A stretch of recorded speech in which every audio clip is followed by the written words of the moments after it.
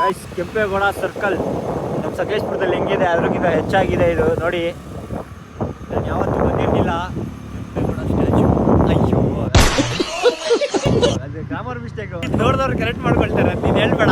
Guys ಏನು ವಿಷಯ ಅಂದರೆ international airport Kempegowda international airport ನೋಡಿರಲಿಲ್ಲ.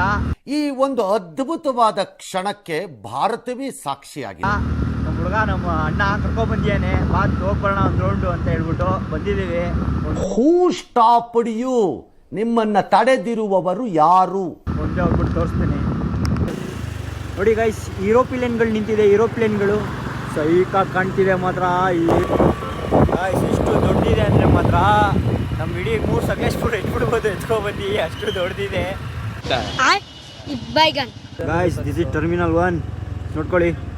ಇಲ್ಲೆಲ್ಲ ಓಲಾ ಊಬರ್ ಎಲ್ಲ ಇಲ್ಲಿ ಸ್ಟಾಪ್ ಮಾಡ್ಕೊಳ್ಳೋ ಟ್ಯಾಕ್ಸಿಗಳು. ಯಪ್ಪ ಸೈಕ್ ಇದೆ ಮಾತ್ರ ಬಿಲ್ಡಿಂಗ್ಸು. ಏನು ಸೈಕ್ ಇದೆ ಅಂದರೆ ಯಾರು ನಂತರನೂ ಇರ್ತೀರಾ ಹುಡುಗರು. ಕೆಂಪೇಗೌಡ ಇಂಟರ್ನ್ಯಾಷನಲ್ ಏರ್ಪೋರ್ಟ್ ನೋಡಿರಲ್ಲ ನೋಡಿ. ನೋಡಿ ಇದು ಟರ್ಮಿನಲ್ 1. ಟರ್ಮಿನಲ್ 2 ಸೈಕ್ ಮಾತ್ರ. ಏನಾದರೂ ಹೇಳಿ ಎಲ್ಲೋ ಬೇರೆ ದೇಶಕ್ಕೆ ಬಂದಂಗೆ ಆಗ್ತಿದೆ ನನಗೆ ಮಾತ್ರ. ಇಲ್ಲಿ ನಿಲ್ಸಂಗಿಲ್ಲ. ನನಗೆ ಡ್ರಾಪ್ ಮಾಡೋಕ್ಕೆ ಬನ್ನಿ ಅಂತ ನಾಟಕ ಹೊಡಿತಿದ್ದೀವಿ. ಬರೋಣ ಡ್ರಾಪ್ ಮಾಡೋಂಗೆ ನಿಲ್ಸಂಗಿಲ್ಲ ಗಾಡಿ, ಅದಕ್ಕೆ ನಾಟಕ ಹೊಡಿತಿದ್ದೀವಿ. ಟರ್ಮಿನಲ್ 1 ಟರ್ಮಿನಲ್ 2 ನೋಡೋಕೆ ಪಕ್ಕ ಇದೆ.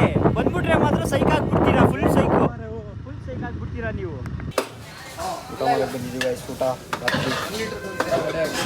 ಬಿಸಿ ಊಟ ನೋಡಿ. ಇಲ್ಲಿ ಬಿಸಿ ವಡೆ ಪಲಾವು ಈಟಿಂಗ್.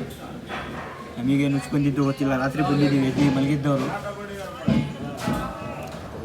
ಬಿಸಿ ಊಟ ಮಾಡ್ಕೊಂಡು ಹೊರಟಿದ್ದೀವಿ ವಾಪಸ್ಸು. ಸಿಗೋಣ ನೆಕ್ಸ್ಟ್ ವಿಡಿಯೋದಲ್ಲಿ. ಬಾಯ್.